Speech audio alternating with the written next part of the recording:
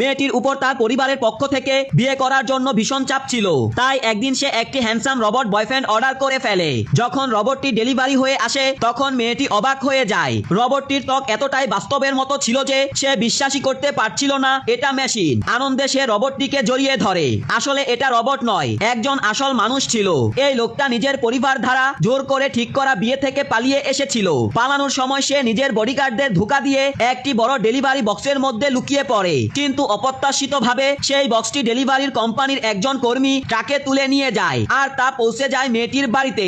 রবটটির অনুগত্য পরীক্ষা করার জন্য মেয়েটি তাকে বলে তার মুখে ফেস মাস্ক লাগাতে। মানুষটি প্রথমে একটু অস্বস্তিতে পড়ে গেল। নিজের পরিচয় গোপন রাখতে সে রাজি হয়ে যায়। খুব যত্ন ও কোমল ভাবে সে মেয়েটির যত্ন নেয় আর তাতে মেয়েটি নিশ্চিন্তে ঘুমিয়ে পড়ে। ঘুমন্ত মেয়েটির মিষ্টি মুখ দেখে লোকটির মুখে একটুখানি মায়াবী হাসি ফুটে ওঠে। কিছুদিন পর মেয়েটি তাকে নিয়ে যায় পরিবারের সাথে দেখা করানোর জন্য, কিন্তু হঠাৎ মনে পড়ে সে আত্মীয়দের জন্য কোনো উপহার কিনেনি। তাই তাড়াহুড়ো করে সে রবটকে বলে উপহারগুলো প্রস্তুত করো। মেয়েটি ভিতরে গেলে লোকটি গোপনে নিজের সহকারীকে ফোন করে আসল উপহার পাঠানোর ব্যবস্থা করো। যখন মেয়েটি ফিরে এসে মাকে জানায় যে তার বয়ফ্রেন্ড উপহার নিয়ে আসছে, তখন সেখানে তার কাজিন এবং সঙ্গে ছিল মেয়েটির প্রাক্তন বয়ফ্রেন্ড। কাজিন ব্যঙ্গ করে বলে তুমি তো এত কুৎসিত, তোমাকে কেউ ভালোবাসতে পারবে না। প্রাক্তন প্রেমিকও তাকে অপমান করতে থাকে। মেয়েটি কিছু বলতেই যাচ্ছিল, ঠিক তখনই তার কাজিন গর্ব করে বলে উঠে দেখো আমার বয়ফ্রেন্ড কত দামি উপহার এনেছে। ঠিক সেই সময় লোকটি যাকে মেয়েটি রবট ভাবছে তার বডিগার্ড সহ রেস্টুরেন্টে প্রবেশ করে।